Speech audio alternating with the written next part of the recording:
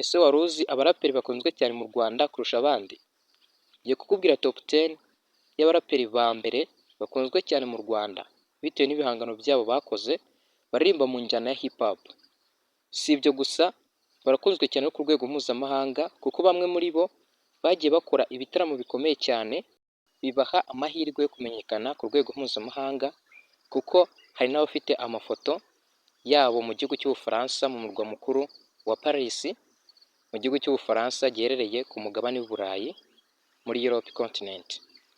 Twese cyane turahera ku mwanya wa 10 nk'ibisanzwe tumanuka tujya ku mwanya wa mbere. Niba ari ubwa mbere ugeze kuri iyi channel wibuke gukora subscribe, ufungure n'inzogera tuzajya ucikwa na update nk'izi ngizi z'ingenzi cyane. Ku mwanya wa 10 turasanga umuraperi witwa Green P cyangwa se Green Bandana. Uyu nguyu yatangiye aririmba muri groupe cyangwa se mu itsinda rya Tuff Gang, aho yari ari kumwe na ba Jay Paul ndetse n'abandi. Uyu nguyu rero izina rye risanzwe cyangwa se yiswe n'ababyeyi ni Rukundo Elia.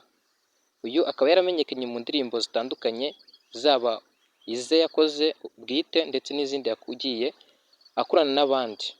Twavuga nk'indirimbo yise Igitanyishe yakoranye na Papa Cyangwe, Bulldog ndetse na Fireman. Iyi niyo ndirimbo yamuhaye hit, arakundwa cyane. Si yo gusa kuko hari n'indi yise Kwicuma yakoranye na Jay Paul, nayo yarakunzwe cyane. Mu mwaka wa 2024 ndetse na 2025 yakomeje kugaragaza ibikorwa byiwe ku rubuga rucuruza umuziki rwitwa Apple Music. Uyu Green P akaba yaje kugaragara kuri uyu mwanya wa 10. Twese cyane tugiye ku mwanya wa 9. Ku mwanya wa 9 turasanga umuraperi witwa Papa Cyangwe. Ndazi neza ko mumuzi kuko aracyakora cyane kandi mu buryo bukwiye.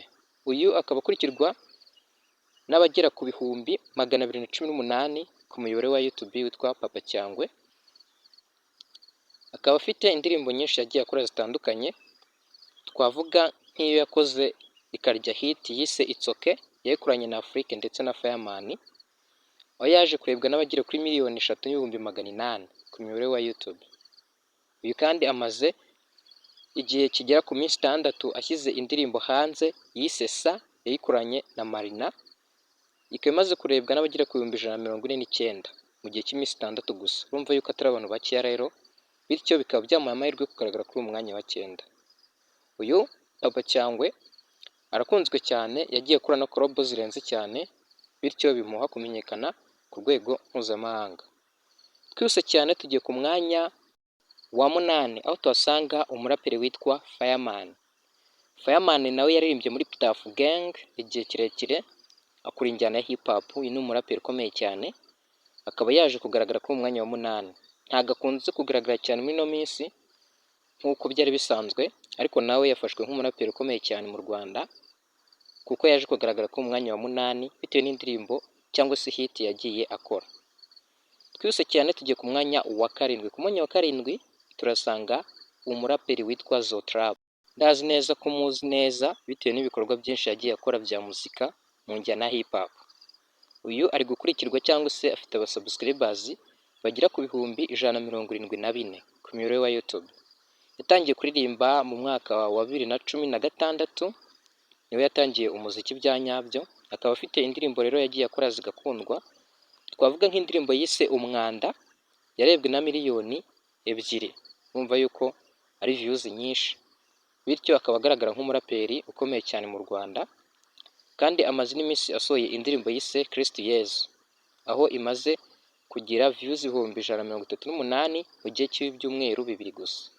Izo trap rero akaba yaje kugaragara kuri umwanya wa 7 bitewe n'ibikorwa yagiye akora. Ndabizi neza yuko mumuzi, yagiye arya hit, akora collab zirenze cyane, bityo akaba yagaragara nk'umuraperi ukunzwe cyane kandi ukomeye mu Rwanda, akagaragara kuri umwanya wa 7.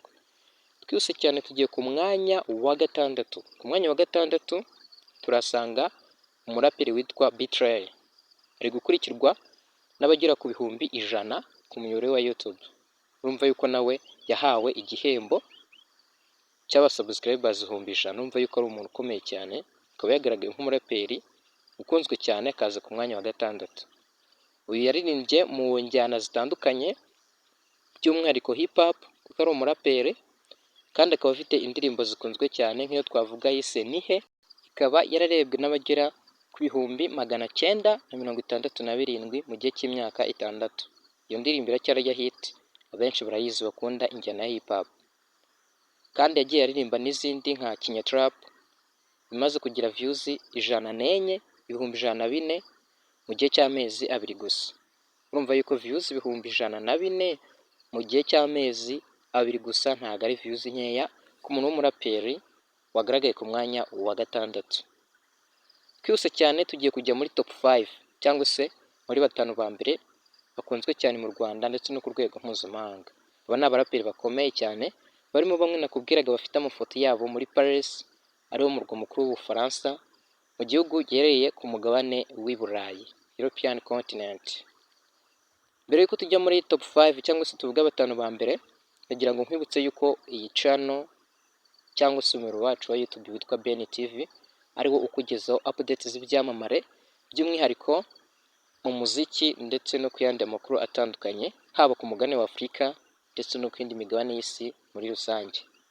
Kora subscribe, ufungure n'inzogera, uraba wiyandikishije neza uzajya uhabwa notification cyangwa se amamenyesha mu gihe dusize hanze video cyangwa se update iyo ari yo yose.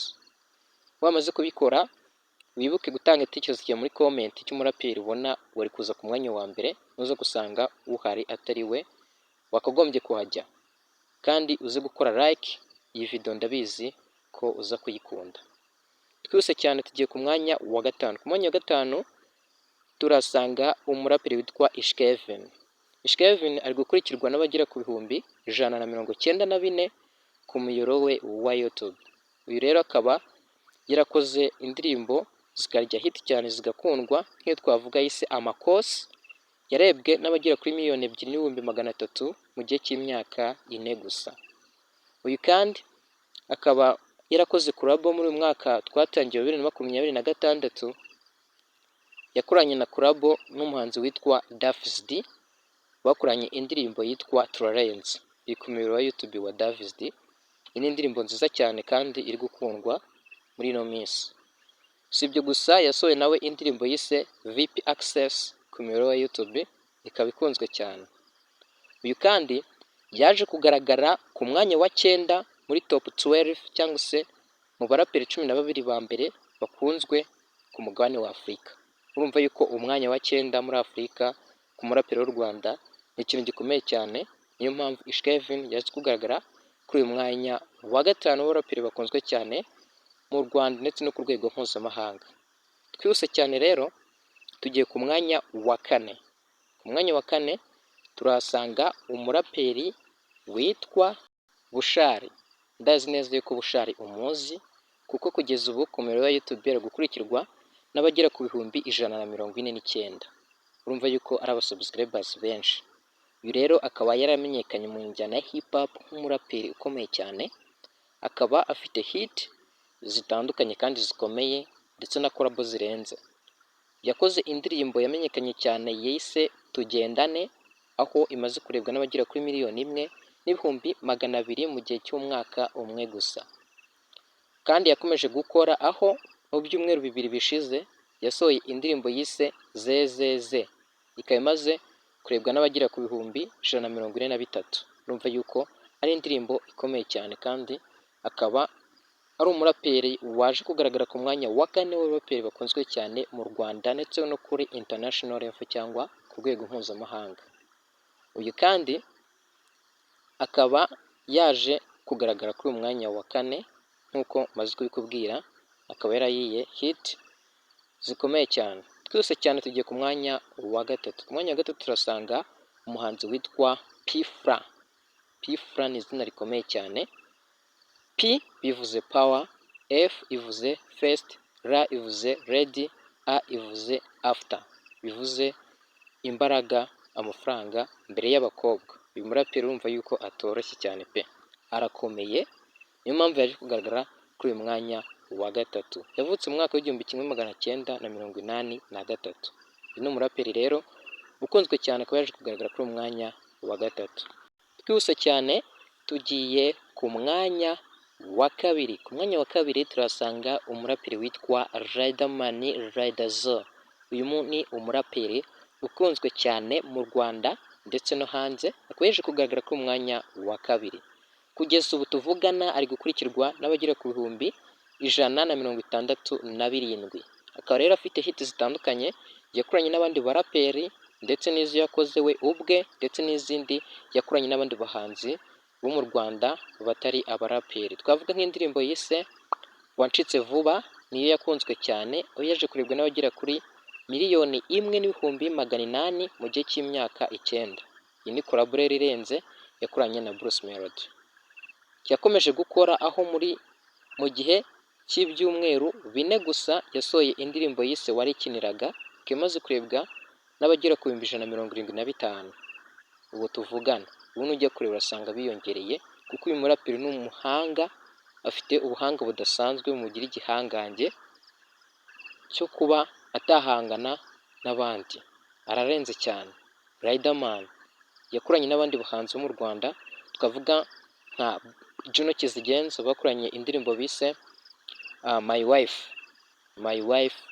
bayikoranye na Juno Kizigenza. Ikaba yarakunzwe cyane rero, iri ku miyoboro ya YouTube wa Juno Kizigenza, bityo uyu Riderman akaje yaje kuba yagaragara kuri uyu mwanya wa kabiri. Uretse Juno Kizigenza uraza yagiye akorana na ba Airways ndetse n'abandi bahanzi batandukanye. Riderman rero akaba yaje kugaragara kuri uyu mwanya wa kabiri. Twese cyane tugiye ku mwanya wa mbere. Nkwibutsa yuko niba utarakora subscribe ngo ufungure n'inzogera, ntabwo uriyandikisha neza kugira ngo ujye ubona notification cyangwa se amamenyesha mu gihe dushyize update cyangwa se video kuri umuyoboro wacu wa YouTube. Uraza gutanga igitekerezo cyo muri comment cy'umuraperi ubona ari kuza ku mwanya wa mbere. Ku mwanya wa mbere turasanga umuraperi witwa Bulldog akaba ari gukurikirwa n'abagera ku bihumbi 136 ku miyoboro ya YouTube. Ubu tuvugana nujya kureba ushobora gusanga biyongereye kuko arakunzwe cyane. Akaba rero afite indirimbo zikunzwe cyane nk'iyo twavuga yise Puta yayikoranye na Juno Kizigenza. Iyi niyo ndirimbo afite yari hit cyane, kandi mu gihe cy'amezi 2 ashize yashyize hanze indirimbo yise Yo Fam yakoranye na Bushari, ikamaze kurebwa n'abagera ku bihumbi 226. Uyu Bulldog akaba yaje kugaragara ku mwanya wa mbere w'abaraperi bakomeye cyane mu Rwanda kandi bakunzwe ku rwego mpuzamahanga. Wowe uraza kutubwira igitekerezo cyawe muri comment cy'umuraperi ubona ari kuza ku mwanya wa mbere, uratubwira n'impamvu kugira ngo tube twamumenya nawe nk'igihangange gifite ubuhanga budasanzwe mu njyana ya rap cyangwa se hip hop. Uyu rero akaba yaje kugaragara ku mwanya wa mbere, afite collab yagiye akorana n'abandi bahanzi, twavuga nka Juno Kizigenza bakoranye indirimbo yise Overdose, ikaba iri ku muyoboro wa YouTube wa Juno Kizigenza, ikaba ari indirimbo yakunzwe cyane. Uyu rero akaba yahawe amahirwe yo kugaragara ku mwanya wa mbere. Wowe twabonye muri ino video kuva itangiye kugeza irangiye, ndagushimiye cyane, nizeye ko wakoze subscribe, ukibuka gufungura inzogera kugira ngo utazagicikwa na update z'ingenzi tukugezaho. Niba ari indi video ushaka utubwire muri comment maze tuyigukorere, dukomeze kumenya amakuru y'ibyamamare haba mu Rwanda, ku mugabane wa Afurika ndetse no ku yindi migabane itandukanye. Wowe twabonye rero ndagushimiye, nizeye yuko wiyandikishije neza kuri umuyoboro wacu wa YouTube kugira ngo tuzajya ucikwa n'amakuru y'ingenzi tukugezaho y'ibyamamare, by'umwihariko mu muziki ndetse no mu zindi criteria zitandukanye. Wamaze kubikora rero nawe utaha mu yindi video, niba ariyo ushaka utubwire muri comment. Ukomeze kugira ibihe byiza cyane.